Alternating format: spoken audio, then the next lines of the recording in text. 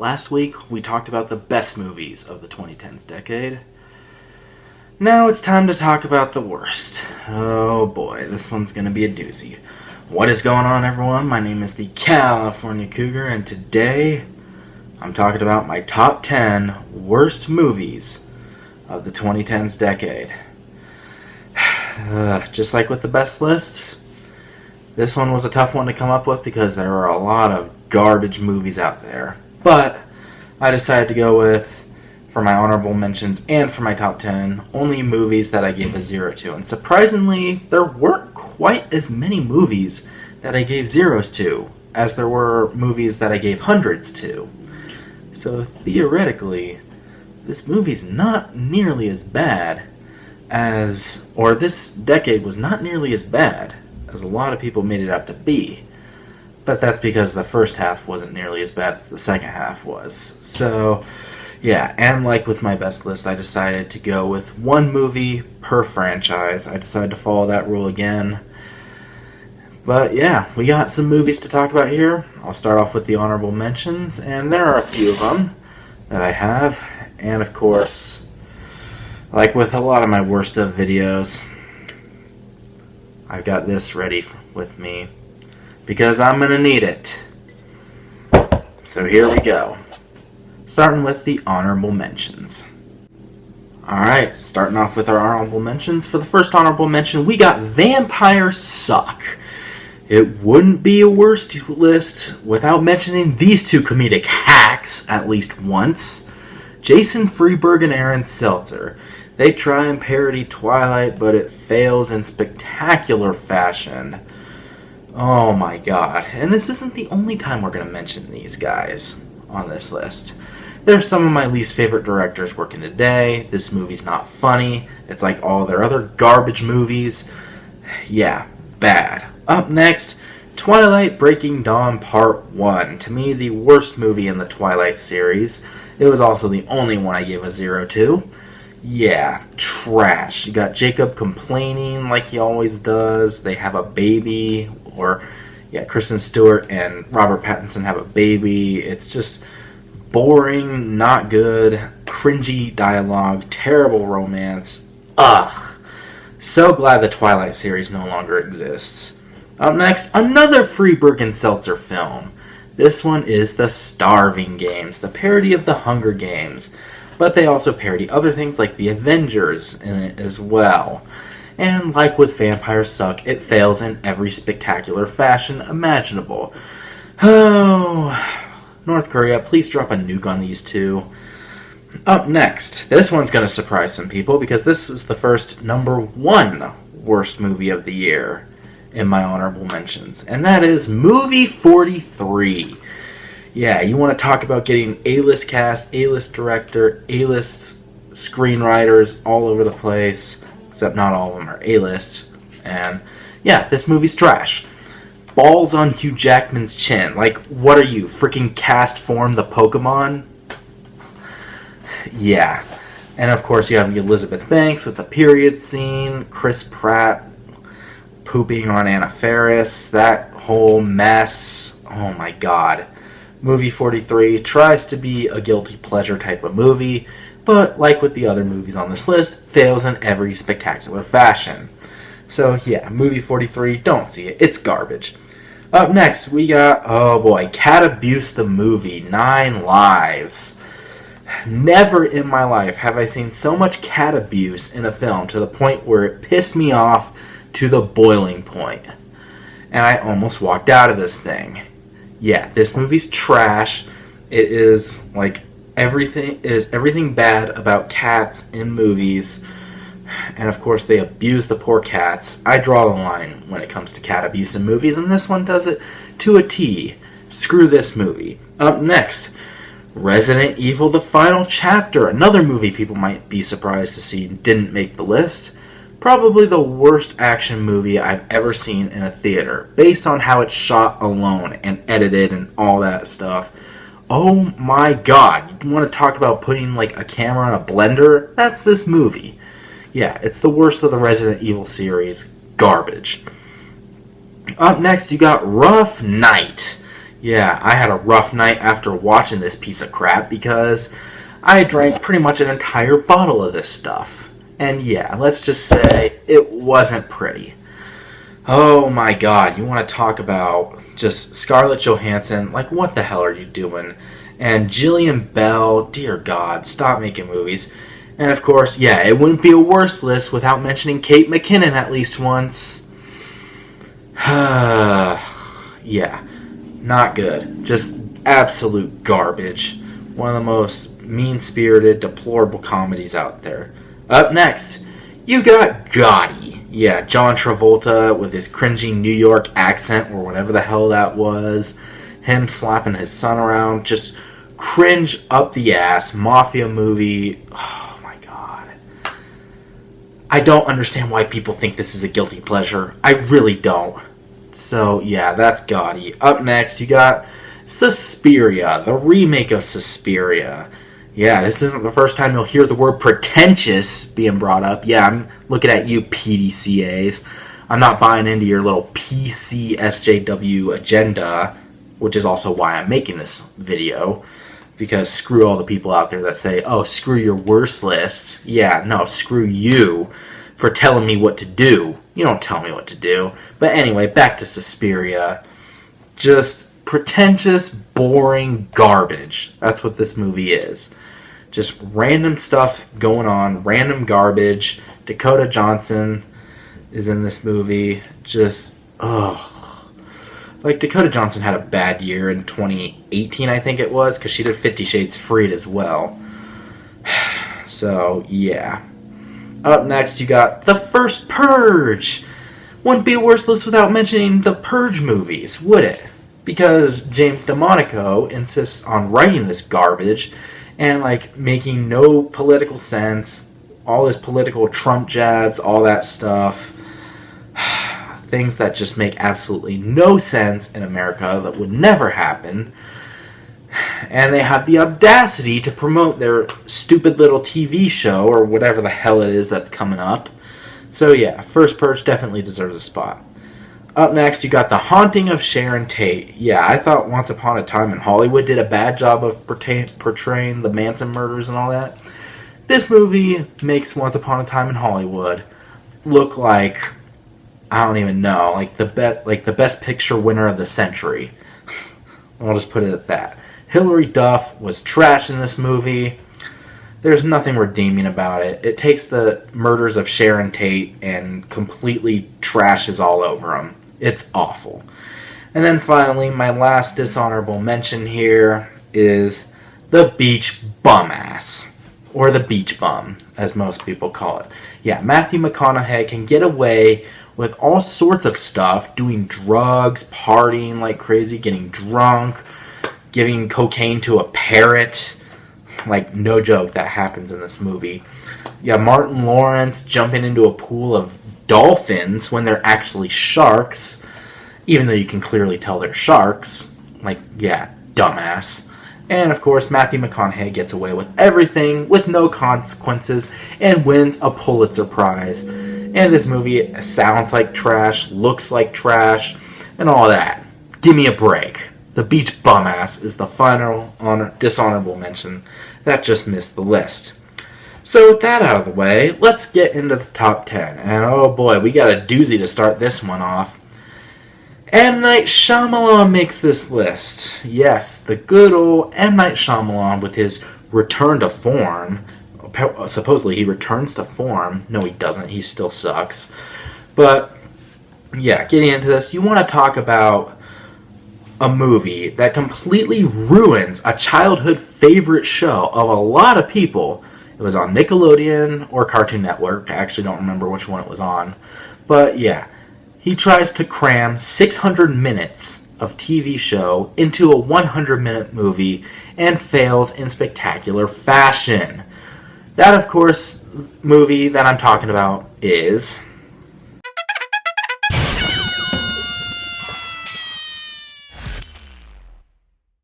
Yeah, a complete insult to Avatar: The Last Airbender, the franchise, because it's so bad. Like, I mean, mispronouncing the names is bad enough. It's Aang, not Ong, Shyamalan. It's Sokka, not Soka. Yeah, get your damn names right. And, like, if that's not bad enough, in the show, like, earthbenders and waterbenders, airbenders, all that, firebenders, they all have so much power. In this movie, it takes 6 earthbenders dancing around like idiots to move a rock that's about the size of a dinner plate. Yeah, it's not the first time I'm bringing this out.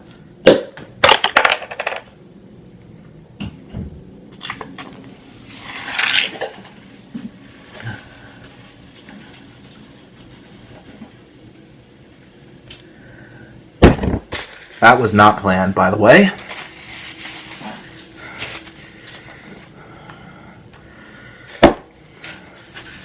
Totally not planned. That stayed in the video, by the way. I don't care. Anyway. Alright, so yeah, The Last Airbender, it's trash.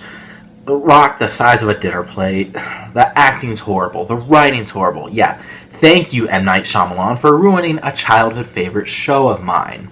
So yeah, that's why The Last Airbender is my number 10. Alright, yeah, my phone's wet now. Great. Good thing I have napkins on standby. Alright. And don't worry, guys, I have a trash can down here, so that's where all the excess stuff went. Anyway, moving on to number 9. Number 9 is a horror film. Oh boy, and it's not the first horror film on this list, but it's definitely one of the worst. My number 9 came out in 2012, and you know a movie's going to be bad when the final shot of the movie is the poster and in the trailer. I think you guys know where I'm going with this.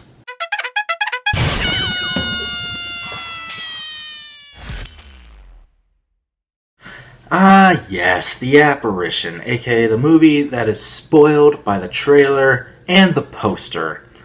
Like, literally, it's the final shot of the movie. But besides that, this movie is not scary. It's cringy. The acting is horrible. The practical effects, terrible. Nothing happens, pretty much. It's super boring.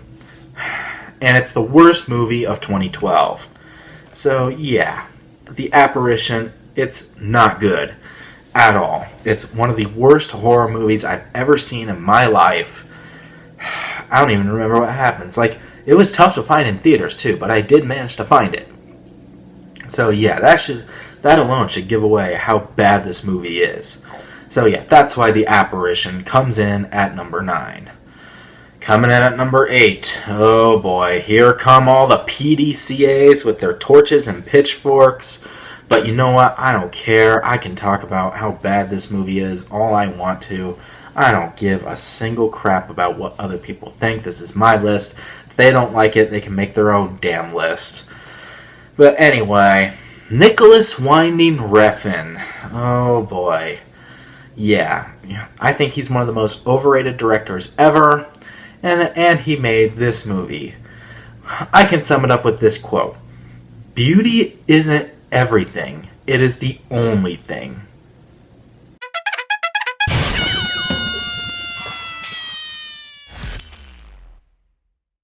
Yeah, that's a quote in this movie, guys. Beauty isn't everything. It's the only thing. Round 2.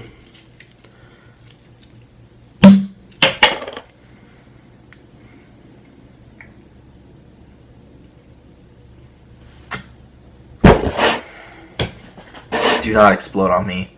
It started bubbling up a lot again. I thought it was gonna spray again. Alright, anyway.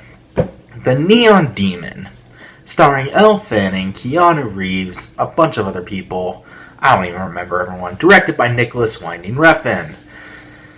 It's nothing but pretentious garbage. You want to know why? Beauty isn't everything, isn't the only thing. Not the only thing. Or, it's not the only bad thing about this movie. There's also a moment with a mountain lion, never explained.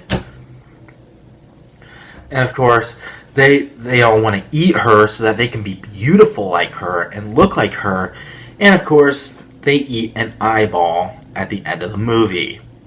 It's one of the most deplorable endings I think I've ever seen. There's also necrophilia in this movie. I'm not kidding. I'm not making this up. But yeah, Elle Fanning, man, back in 2014, I actually liked her a lot as an actress. She has gone downhill since. She hasn't really made anything great since. I mean, I really don't know what to say about her anymore. I used to like her, but she's gone downhill pretty much since 2014. So, yeah, one of the biggest fall from graces of the decade.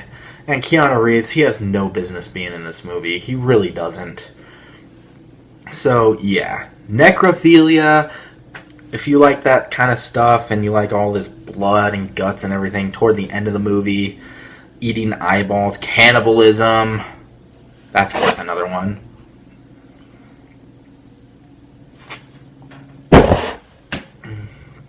If you enjoy that stuff, you might enjoy this movie. But I don't. Moving on. Coming in at number 7, we have, oh boy. You know what else a worse list would be incomplete without? Happy Madison! Yeah, good old Happy Madison. Yeah, basically the king comedy of movies. Like the best, with their finest writers and actors. But yeah, this one is a sequel actually. Came out in 2015. Fat guy falling down 100 times. That's the movie.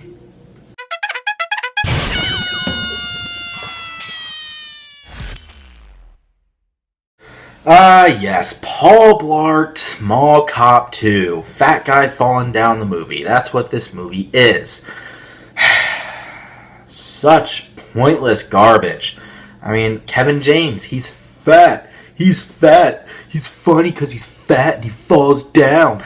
Yeah, it's one of Happy Madison's movies. So, and it's a sequel to Paul Blart Mall Cop, the first one. Another Happy Madison film. But this one doesn't star Adam Sandler like a lot of them do. And they go on vacation to where? Las Vegas, because why not? And of course you have his annoying daughter. Yeah, she was annoying in the movie. And of course the bad guy was over the top. You have the whole scene with the crane and the guy playing the piano. He's like, thanks for your help. And the piano guy's just like, are you not going to help him? He's getting his ass handed to him by a crane. But then again, it is Paul Blart, who's already an annoying little douche as he is. Annoying fat ass as he is. So, yeah. Kind of deserves it. And, of course, this movie wouldn't be complete without soundtrack completely butchering great songs. And, of course, good old Always Bet on Blart.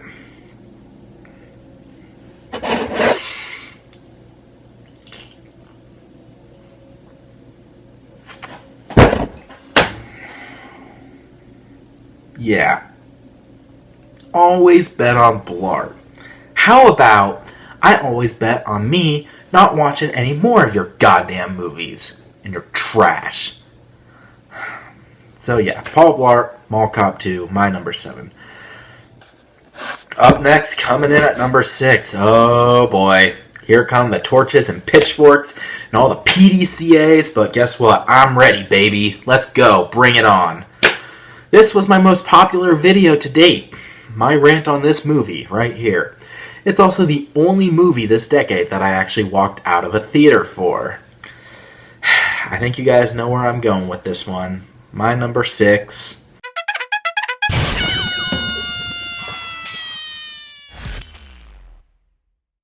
Hey, Ari Aster. And this can go for Darren Aronofsky too, because he did the same thing with Mother. But Ari Aster, quit making your movies personal, douchebag, okay? He made this movie during a breakup. Oh gee, I wonder why. I hate it when directors do this. Ari Aster did this. Like I said, Darren Aronofsky did it. Lars von Trier, Gaspar Noé, they all do things like this. Just spread controversy and hate because of their personal feelings. Screw you. Leave that out of movies. That's exactly what he did with Midsommar, aka Mid-Suck-Ass. I'm never going to stop calling it that. I don't care what the PDCA say to me. And in case you're wondering what PDCA stands for, my buddy Jerome Latimer came up with that term. Pretentious douchebag cinephile asshole. That's what it stands for. And that's exactly what my comment section on this review was filled with. All of those. So, yeah. And I'm sure my comment section on this video will be filled with those too. But yeah, anyway. Florence Pugh. Oh my god, that sound. And of course the musical score, the... Oh my god, my ears. Like, seriously, that was so grating on the ears. And, like, next to nothing happens in this movie until, like, the final act where they all get together. They do their little Wicker Man rip-off dance thing. And then, of course, like, she becomes the May Queen and decides to sacrifice her abusive boyfriend, which, why didn't she break up with him earlier? You had plenty of time to do that. Instead, you had to go to Sweden to do it. Like, no, give me a break. And, of course, these two old people falling off a cliff, getting all mutilated and whatnot. So bad. And of course, the sex scene, which was the scene I walked out of. Like I said, this is the only movie this decade that I actually walked out of. And one of only, I think, 4 movies that I ever walked out of in my life. So yeah, that's how bad this movie is. It's 147 minutes long, too. So yeah, that doesn't help at all. Because it's overlong, boring, it's nothing but padding, pretentious garbage. I already explained it in my review. If you want a full in-depth review of it, go watch that. But yeah, Midsommar, trash. And of course, they rip off the Wicker Man again with the ending with the bear and the burning and all that. Oh my god. This movie's pretentious garbage. Ari Aster, you're a hack. Stop making movies, please. Midsommar's my number 6. Coming in. Number 5. It wouldn't be a worse list without mentioning this franchise on here. My number 5, let's just say, E.L. James, you're a hack writer. I think you guys can guess what it is from here. And this is where we get into -1 territory as well.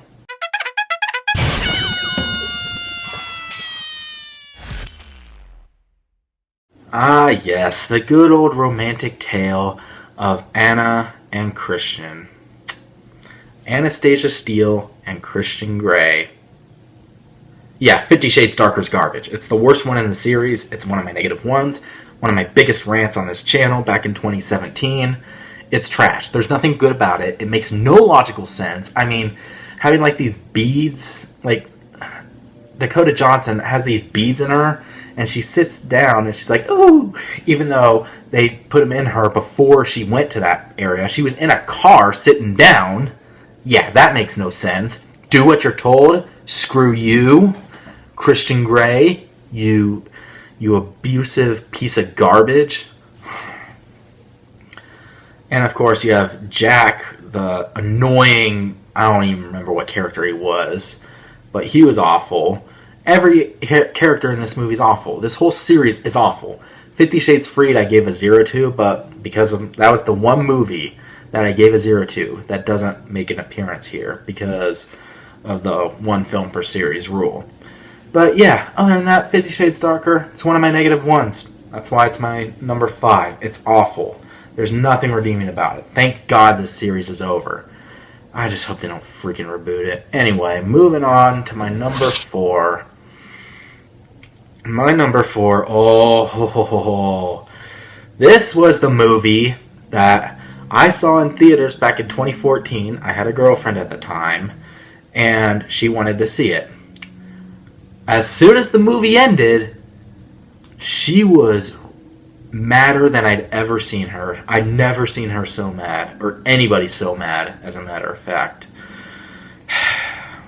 This is the story of my number 4.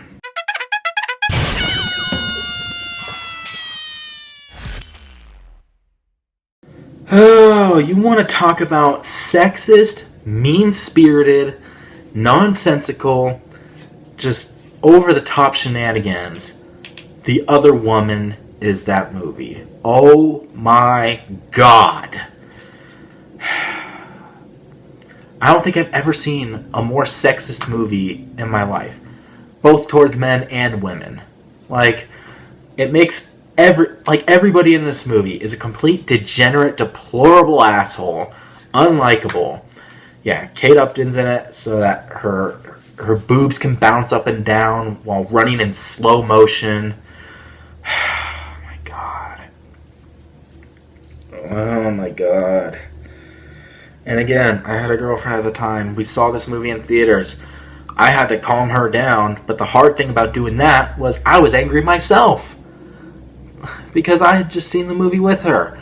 Oh my God. Like, that day was awful. This movie is awful. There's nothing redeeming about it. Leslie Mann was so goddamn annoying.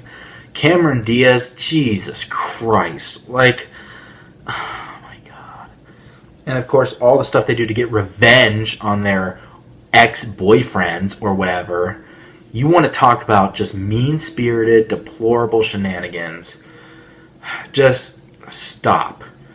To the people behind this movie, screw all of you. This movie pissed me off to no end. It's worth another one. Worth it.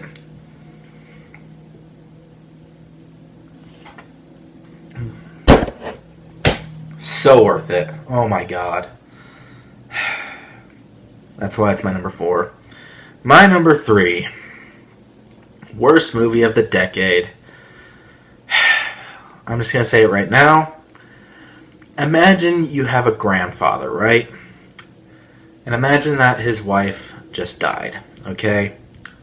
I can tell you right now that if my grandfather's wife just died, I would not want to see my grandfather take me to Florida or to spring break, wherever the hell they ended up going, to get busy with college chicks.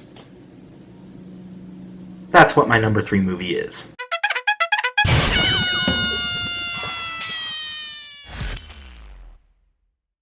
Dirty grandpa, or as I should say, dirty douchebag, because that's all this guy is. Robert De Niro's character in this movie. Oh my God. He was one of the most unlikable, deplorable asshole douchebags I think I've ever seen in a movie. He's mean-spirited. He's not likable. He's the worst actor of the decade. Robert De Niro. And he absolutely pissed me off with this movie. Dan Mazur, he directed this. What the hell were you doing? Oh my God. Like, in what planet would anything in this movie happen? I mean, Robert De Niro, his wife just died, and now he wants to go to Florida so he can go to spring break and get busy with some college chicks. That's all this movie is. It's a stupid road trip movie to Florida where he can bang some college chicks. And of course, I have to mention the Fuzzy Bee scene.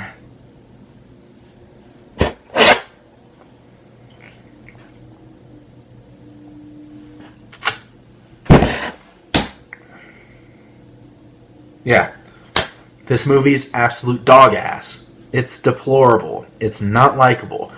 I don't know how anybody can think this is funny. Like, how do you find any of this stuff funny? It's not funny. It's mean-spirited and deplorable. Like, seriously, Chris Stuckman gave this a C. Jeremy Jahns gave it a good time if you're drunk. How? How is that possible?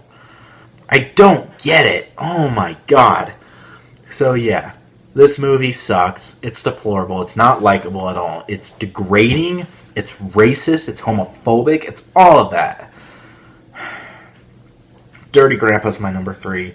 Or Dirty Douchebag is my number 3. Let's get to number 2. Alright.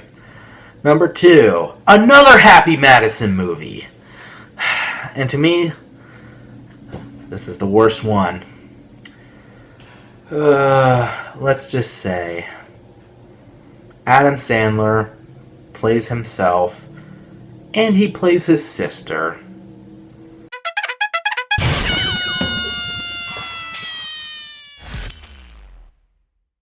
Yeah, Jack and Jill went up a hill to make a piece of crap movie that's not funny, deplorable, racist, gross out gags. Oh my god, all of them. I almost walked out of this movie. I was damn close. But my god, you want to talk about bottom of the barrel comedy? This is it right here. So bad. This movie is so bad, it's not even funny. Al Pacino, what the hell are you doing, dude? Like, seriously, what the hell are you doing? But yeah, Jack and Jill, not funny. Yeah, why don't you go play tutta with the tutta? Shoot me. I'm sure all the PC will come after me for that one. Anyway, Jack and Jill, it's my number 2. Not much else to say about it. I have a lot to say about my number 1, though. I'm not going to go into details. I'm just going to say what it is and just go on with it. My number 1 worst movie of the 2010s decade is...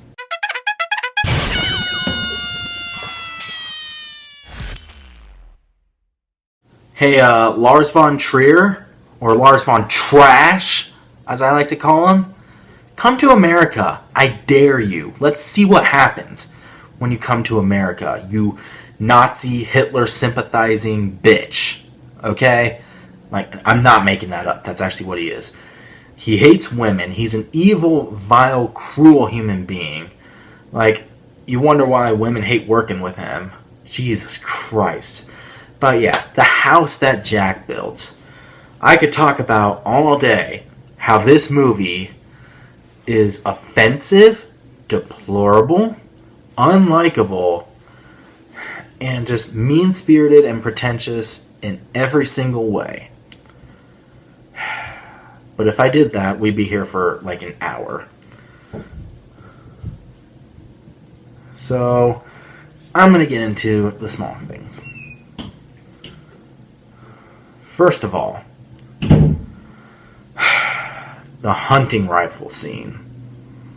Where he takes a hunting rifle and shoots an entire family, including children. Like, I'm not kidding. He actually does that. And, of course, you also have the duckling scene, which PETA defended. Because, of course, where he cuts off the leg of a duckling and he's just paddling on one leg. Yeah. And yet PETA has the audacity to defend that. That's another one.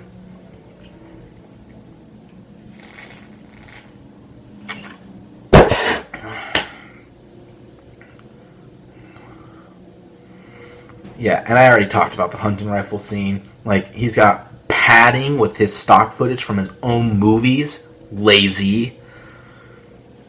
This movie's pathetic. It's absolutely pathetic. Every female character is portrayed as a sex object, a stupid, ignorant sex object at that.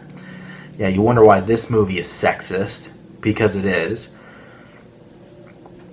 Yeah, like, they talk about his incidents. Bullcrap, they're victims, not incidents. Yeah, he's got so many victims. They try and make you sympathize with him. Like, no. Screw you. I don't sympathize with serial killers like that. No. Screw you, Lars von Trash. You're garbage. I hope you never make another movie again. And again, come to America. I dare you. Let's just see what happens, okay? Let's see what freaking happens. So yeah, the house that Jack built, it's a deplorable piece of garbage. It's a -1 easily. It pissed me off to no end. And just thinking about it makes me seethe with fire. So yeah, the house that Jack built, it's my number 1 worst film of the decade, without question. I'm glad I'm done talking about that garbage movie.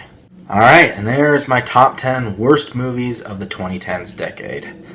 I'm sure a lot of you are going to disagree with it. That's fine. As long as you're civil in the comments, I don't really care. But leave it down in the comments below. What's your top 10 worst movies of the 2010s decade? I'd like to hear from you guys what you think. And do you disagree with my list? Do you agree with a lot of picks on my list? I'm sure a lot of people will disagree with certain picks, like Midsommar especially. I can see that one getting a lot of heat. But again, as long as you're civil in the comments, I'm perfectly fine with that. And yeah, like, this thing helped me get through. Thank God. Even though it exploded in my face, but oh well. I'm leaving that in, by the way. But yeah, I hope you guys enjoyed it. This is going to be the last video I talk about movies for a while. Maybe ever, who knows. But yeah, that's pretty much it for the best and worst of the decade. I hope you guys enjoyed it. Make sure to leave a thumbs up button. If you did enjoy it, make sure to hit the subscribe button. I'm still going to be making more videos in the future. I'm going to be bringing back the Survivor Season Review series pretty soon. Don't know if I'm going to do it next week, but the week after for sure. And I'm going to be bringing some gameplay videos to you guys pretty soon. I'm going to be playing the Pokemon games, or at least some of them, mainly the Gen 3 games. But I'll be bringing those to you pretty soon, so stay tuned for that. And again, make sure to hit the subscribe channel, or the subscribe button for those videos in the future. And until that next video, once again, my name is the California Cougar, and always remember to stay California cool. Peace!